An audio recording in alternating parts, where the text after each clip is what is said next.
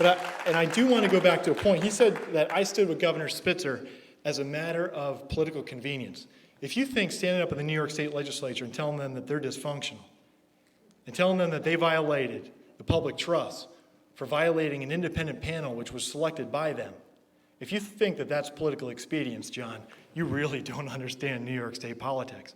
I stood up with that governor at that time, this is before he crashed and burned, because that panel was agreed upon and the public were told that we would follow the findings of that panel.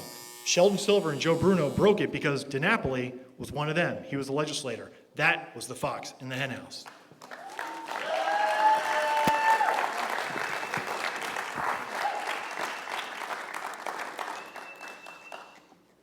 Okay, we're coming down the home stretch now. Thank you all for staying with us.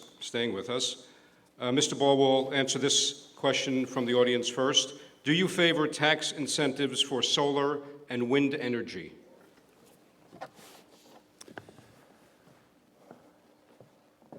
I favor tax cuts, tax incentives, and tax relief for everything that is good in the state of New York.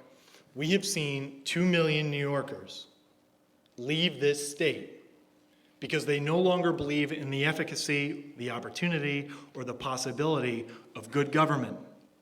They are no longer voting in church basements. They're voting with their Adidas, their Nikes, their Cole Haan, and their Blukers. They're voting with their feet. And they no longer believe in the legislature because it is jam-packed with rubber stamps put in place by party infrastructures, unions, lobbyists, and corporate interests. And they refuse to stand up for accountability and the reforms that the people in this room and in this state desperately need. As I spoke before, yes, we absolutely need to make sure that the Hudson Valley is regenerated, that we see a rebirth centered around green technology and create high-paying, green-collar jobs that cannot be outsourced.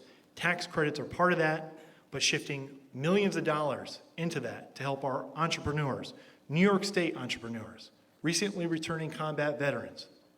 That's what we need to do in the Hudson Valley, and I'll support it. But folks, we didn't get here because our legislature took care of us. We're in the mess we're in because the legislature is not fighting for you and I. I love being your assemblyman.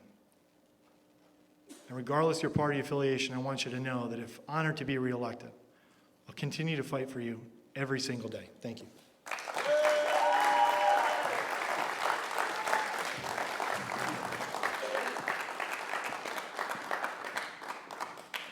That's a great line, that continue to fight for you every day. How many times have we heard that in the responses tonight? We haven't The heard it from question is, you. do we favor tax incentives for wind and solar?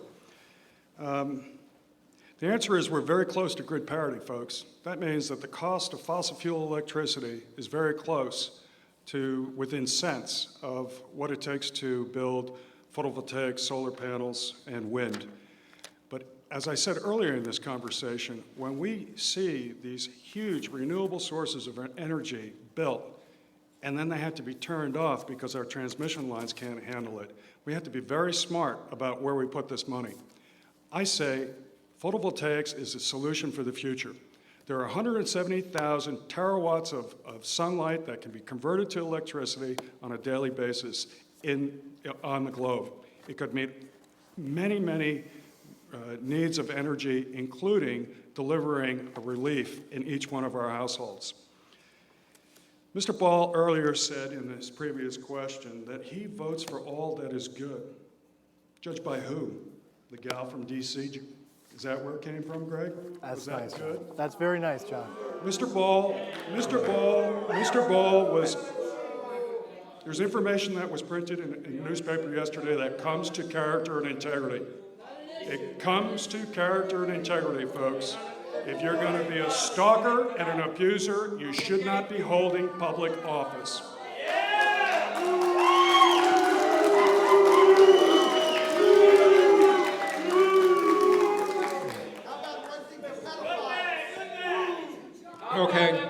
Okay. This is the last question of the evening, and it couldn't be at a more timely moment. And actually, I'm just going to depart a little bit from the procedures in asking the previous questions all night. I just wanted to first pose this question and then take care of a couple of quick housekeeping items, because I'm just going to take a wild guess and say that each candidate will need a little more time to think about their answer to this question. And again, we appreciate all your questions, but I think you'll agree with me that whoever wrote this question deserves some special admiration, you might say, for this question.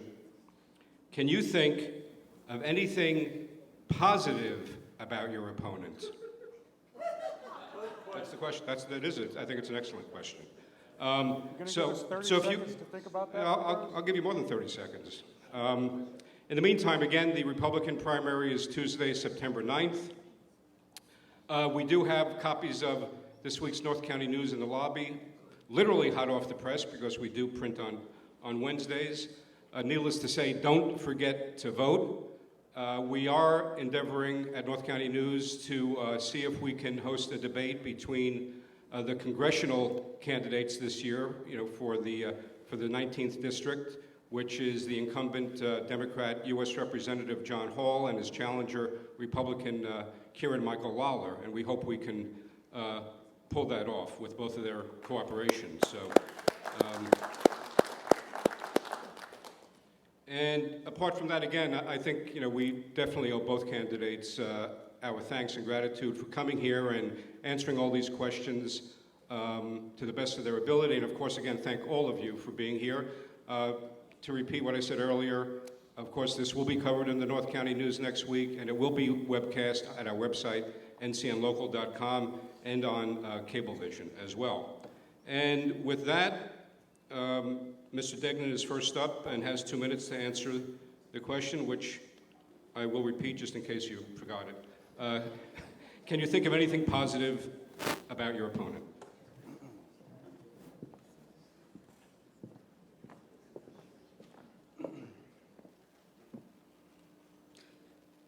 Mr. Ball has brought a remarkable horizon of people together, from gay and lesbian groups to conservative veterans, from Democrats, conservatives, Republicans, independents, and unaffiliated voters, to coalesce and come together and see him defeated.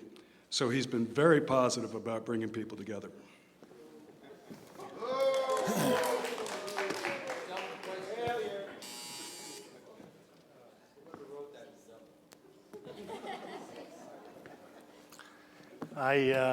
Boy, what a campaign.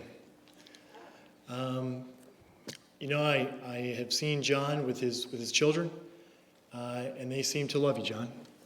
And that is great, and I'm sure you're a wonderful family man. You have a lot of support amongst Democratic officials.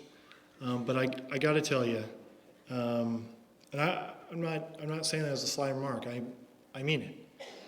There's goodness in all of us. There really is. And you know what? There is a huge opportunity to make this election about the issues.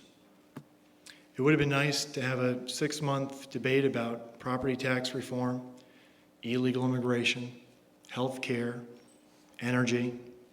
That would have been great. We haven't had that.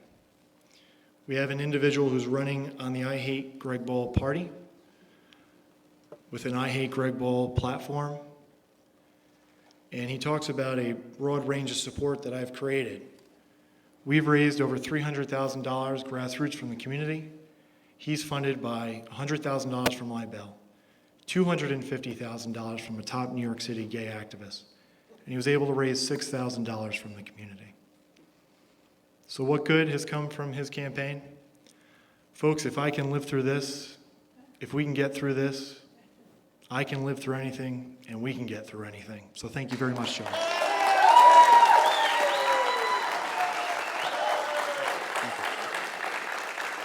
Okay, that's all, folks. Thank you very much for coming.